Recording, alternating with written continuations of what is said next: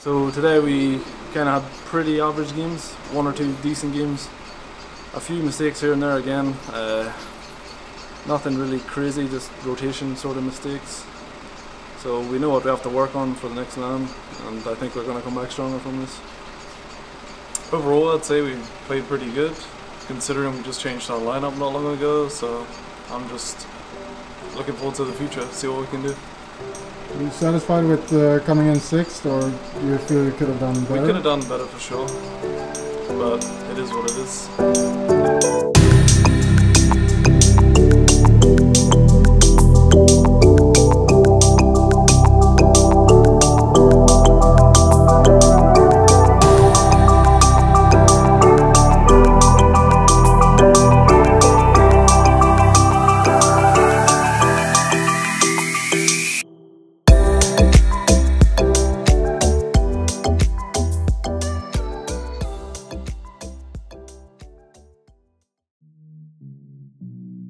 I think we've improved over time.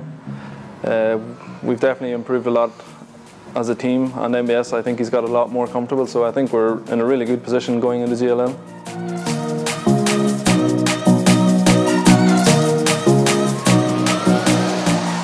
We didn't do anything special to prepare for GLL. We've just been playing tournaments online, scrims, everything, just trying to work out like the small little mistakes that we were doing, and I think we've done that, so I think we're ready. Some of the mistakes we were making were just really common, and they weren't like huge mistakes, just sort of timing issues. Maybe one player being a little bit too passive when he needed to be a bit more aggressive. So I think we've worked that all out now. Most tournaments we play are about a month or so apart. I don't think there's any disadvantage or advantage of that. People play really different on LAN till online. So we expect that now, and we prepare for that. Our game style on LAN is a bit different. We know we can make our own plays, and we won't get punished for like stuff we might get punished for doing online.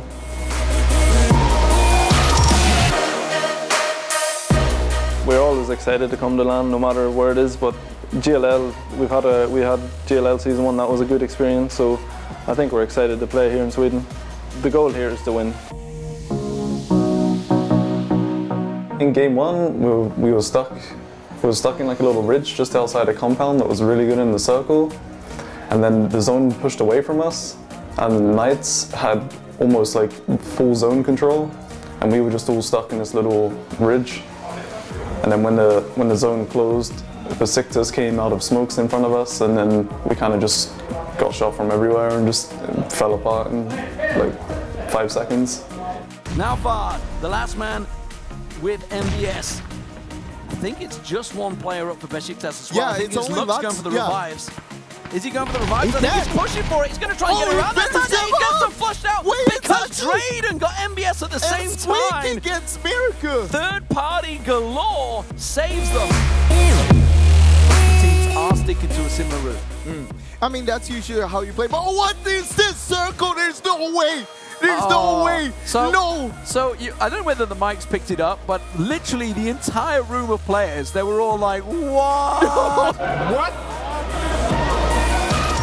Like, it was kind of like a shock to see that circle. I've never actually seen a circle like that before. It was crazy. I think everyone at the venue was just like, what? Like, what is that? You can hear noise. This is going to be full chaos right now. How are we going to deal with this? Oh my god. Well, let's start on what's going on ahead of us. It is going to be PACAPs taking down Uncivil, but this is going to be an island finish. In game 4, I think we just rushed a little too much. We probably all could have just gone and looted South George and just took that extra few minutes just to loot together, and then we could have rotated as a 4 because we lost Gaxy for no reason at the start. Utility goes out, and then there's nothing coming on top of that. There's no game plan. I'm not sure what... Oh, Gaxy. Surprise. I don't think he expected it. It sounded like a sack of potatoes hitting the ground. When Circle 2 hit, we kind of made like a rush decision of trying to get into the zone as deep as we could, as fast as we could, and it just, like, we all died one by one, basically. We gotta go, we gotta go, we gotta go. Samty making his way through the cannonball run. NiP gone. That's a tough loss, man. That's very early. We're only 17 minutes into this game. NiP completely eliminated. I thought they had 3. I thought they had 2 alive, not 1. Oh, of course, he got run over at the start. Yeah, that's just a bad luck. Really is. Unluck. Yeah, so after the first day, we were kind of like, we weren't too sad because normally we kind of start off slow in tournaments, so we're used to that by now. But yeah, today we felt like we would just come in, new day, new us, we would just frag out and win. The day 2, we're just going to try and keep it, like, play slow, play our style, and just try to frag out a little more and not worry too much about early positioning, like that might come later on. Now it's NiP, the survivors, going against Avnqr, the aggressors on the low-hand side. It looks like the nades still being traded back and forth. Meanwhile, Besiktas trying to hold a defense in their compound, and it looks like Tamil's going to get found first. The Stairway Master Ultra gets one down, and it's back and forth in 2 massive fights here on the edge of the zone. It is just a victor waiting to be crowned here as a nade bounces up and in as Maxthor takes down Gaxy. Bit of a Kobe as it hits him in the face. This will give them an advantage now to pushing it. We do know the CIS aggression is an absolute real thing, and it all comes down to MiracU. What can he do? Another nade. He needs a miracle, and the grenade's going to probably be a smoke on the side, which will at least not. He doesn't tag it. So much smoke. He'll stay alive for as long as possible. I tell you what, Avnqr, they know this one. They know where he is. They have to, surely. There it is. Nades, the story of this battle, as now it's only Ultra. He's also being swarmed. I'm not sure why we struggled with team fights today. Normally that's our strong point. We're super good at team fights, so we lost 2 very important team fights today, and if we didn't, today would have been a completely different day. Sid, I believe, was the down from Iroh getting stolen. I can't recall how that went. I'm not sure if Vegas will get the credit, but he does have 5 total frags, all of which for his team. As Taylor J will finish off Uba and FaZe, and NBS and MiracU will go down to Optic, as I believe also. Yes, that is indeed. NiP getting eliminated, and there goes Hello Senpai. Just a second difference between one placement as well. Back to back, you see FaZe and NiP. Ooh, Optic. Going into day 3, I'll say our mindset was basically to push as hard as we possibly could to reach some kind of higher placement. To reach the #1 spot, we realized wasn't really there, but reaching somewhere around top 5 should have been doable. So yeah, that was what we were aiming for. We're pretty far behind the first spot, to be completely honest. So I don't see us winning, but we have one good win tomorrow and we're right behind top 3. So I think that's a pretty good goal for us right now.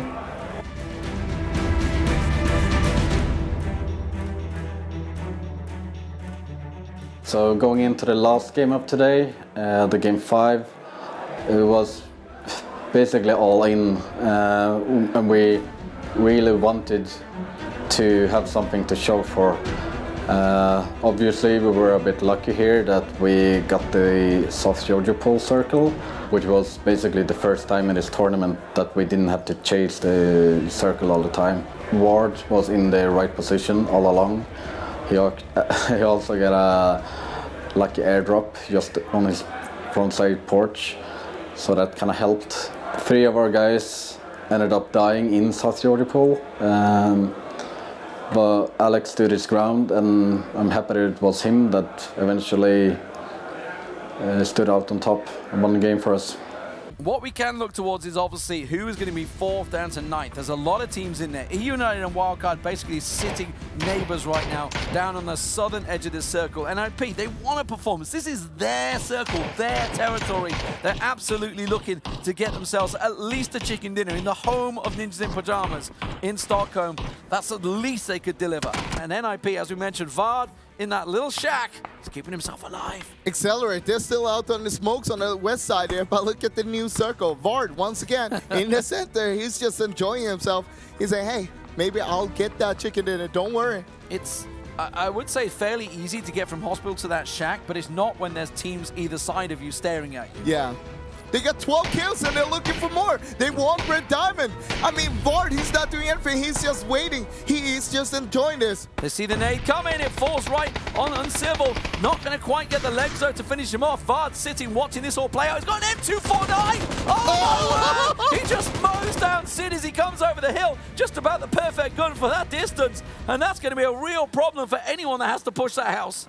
I mean, Red Diamonds, they're pushing now, but they are focusing on Dignitas because they know that they are on the smoke edge here. Vard's come outside. Vard's come outside. He's going to pop around this edge. Anyone that comes through that smoke, he catches a glimpse on Best of Luck there.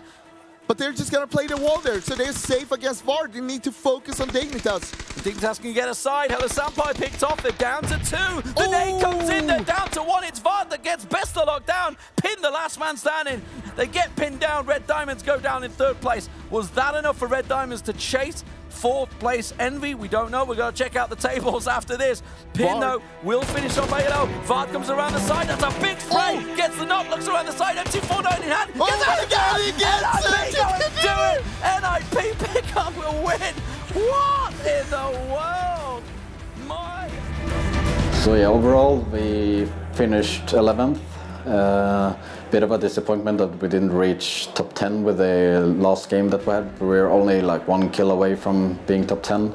We want to be in the top tier of teams. So overall the tournament is a bit of a disappointment for us. We were struggling with circles. We felt like we were chasing them all of the time rather than to play in a circle, which also shows on our like kill count. Coming up now, we are heading into a Christmas break. After that, it will be Pro League for us, starting in late January. Game settings and point system, that hasn't really been 100% confirmed by PUBG Corp. So once these will be announced, we will have to see what to make of them and how to adapt our game to it, to go into Pro League as prepared as we possibly can.